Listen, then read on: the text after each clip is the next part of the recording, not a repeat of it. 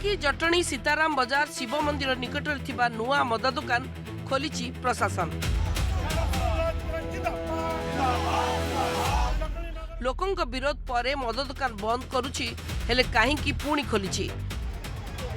लोकंक विरोध सत्वे प्रशासन खेलुछि लुचकाली। मद दुकान खोलिया पछरे कहार अछि हाथ सबू जानिशुणी प्रशासन काहींकी चुप बसिछि।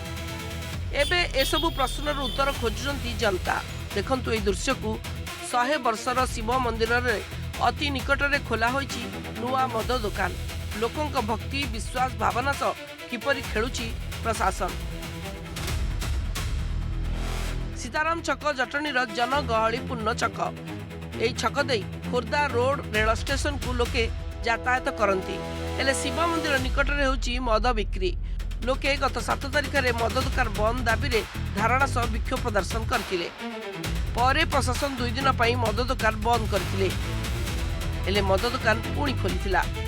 लोके विरोध करिवारु गत 14 तारिख में मध्य प्रशासन सील करथिला। 2 दिन पर पुणी मद दुकान खोलिछि। आज पुणी शिव मंदिर निकटरू एई मद दुकान बंद दाबी कांग्रेस नेता सुर राउतरांक नेतृत्व में लोके विक्षोभ करछन्ती। सीताराम छक गहली जगह मंदिर लगी स्कूल लगी गोटे मद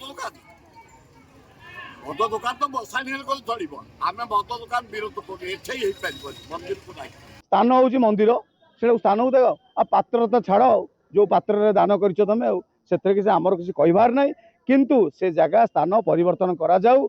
जेहेतु मद दुकान पे अशांति परिस्थिति सबू सबू श्रेणी लोक ए पीड़ित हेबे।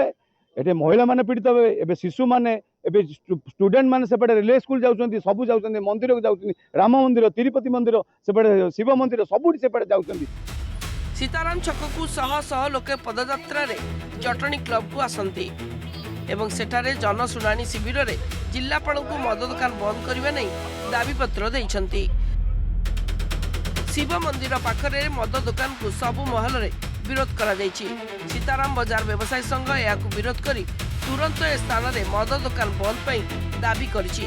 प्रशासन ए दिगरे पदक्षेप न नेले आगामी दिन में आंदोलन को तीव्र कराजियो बोली चेतावनी दिया जाइछि। गला काली आम देखा आप वीडियो भी देखेबी से मंदिर को छिड़ा कि मंदिर पार कि मद फद पी दुनिया प्रकार से पकाउछन्ती। आगु को आम माँ भूणी भी से रास्तार जावास करे बहुत किसी असुविधा रास्तार समस्या एत आकार बढ़ी जाइए जो फल यही सब जो समस्या सकाशे तो सब आड़ को सब प्रकार मानने असंतोष प्रकाश होचे। आम जनसाधारण को डिमांड अच्छी है मंदिर पाखे न करा आउ जो सरकार देइछन्ती सरकार से कथा बुझे जदि भायोलेंस हुए बाजार कमिटी तरफ विरोध करा से भायोलेंस टाक गवर्नमेंट विरोध में गवर्नमेंट आटू जाशुणी देछि। लोकों भक्ति आशा विश्वास को कुठारघात करिछि प्रशासन। मंदिर पाखरे खोली मद दुकान लोक मैंने एने विरोध करिछन्ती। जिला प्रशासन को बारंबार अवगत करने पर फलघर शून्य रही। केवे जिला प्रशासन मंदिर पाखरे मद दुकान को बंद करुच्ची ताहा पर रहा आम नजर। जटणी कैंप पर्सन शिव सत्यंग सह श्रीकांत प्रधान और लोहित महापात्र न्यूज 7।